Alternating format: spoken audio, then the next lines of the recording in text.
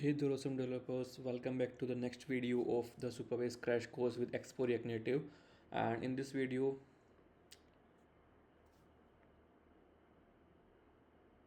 hey there awesome developers and welcome back to the next video in the Supabase Crash Course series with React Native Expo. And in this video, we are going to learn how we can integrate Supabase into our React Native application that we created using Expo in the previous video. So if you haven't watched the previous video yet, I would highly recommend you to go ahead and watch that first and so that you can understand better. So in the previous video we just created a simple expo project and we did some changes in the existing content, but now this is like a fresh start. So I ran my project using this command npx expo start -c. C is for clearing some caches. uh, so what basically happens is it gives you a QR code which you can scan in your devices, real devices. If you have the Expo Go application installed, it will run your application in the Expo Go application. So this is very convenient, right? And other than that, like if you're having your Android studio setup or your Xcode setup, then you can run over here as well. Okay, now let us start ahead and integrate Supabase into our React Native applications. So the first thing is that in this guide, which I have been following till now, which I have created myself, so you will see that I have added a link for the official documentation on how to integrate. But they have some additional steps as well, which we do not need in this particular project because they have told steps to run Supabase locally as well, but we do not need that as of now, so we are going to skip that. So what I did is I extracted out all the necessary information that is required to integrate Supabase in this project. So it's up to you. You can follow this guide as well, or you can go to the official docs, Supabase, which I have added over here. So the very first thing that we need to do is we need to install the Supabase related libraries and all these extra dependencies. So let us go to our terminal and let me open another terminal over here and install these libraries. So you can do this as well, like instead of using the your previous terminal, you can open a new terminal and use that particular terminal for adding installing libraries so that your main server doesn't stops. Okay, so we have these libraries installed.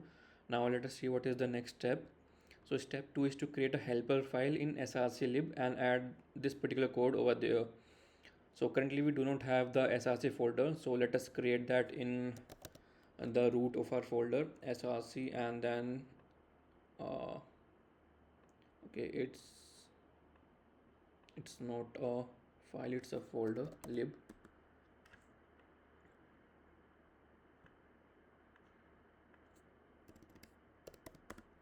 And inside this we need to create a new file supabase.js, and now we are going to copy this particular piece of code.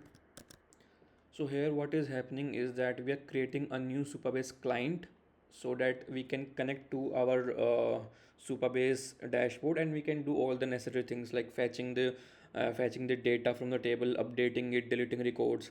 So all this is possible if we have a necessary connection between our remote Supabase table and our client, which is React Native as of now. So what happens is Supabase gives you two things. It's your Supabase URL and an anon key, okay, which we will see how we can get them. And then we have this create client function in which we can pass these two parameters, and this third parameter is optional, but we'll keep it. It is related to Auth. We will discuss it when we are when we will be talking about Auth in the upcoming session. For now, just keep it like that only. So here now the main agenda is that we need to get these two keys. So let us go to our Supabase settings. Over here what you can do is you can go to project settings, and here you will find this URL. So copy this one and add it over here like this, and then go to the API for anon key. What we need to do is go to this API keys, and here you can see anon. So you can copy this from here and paste it over here.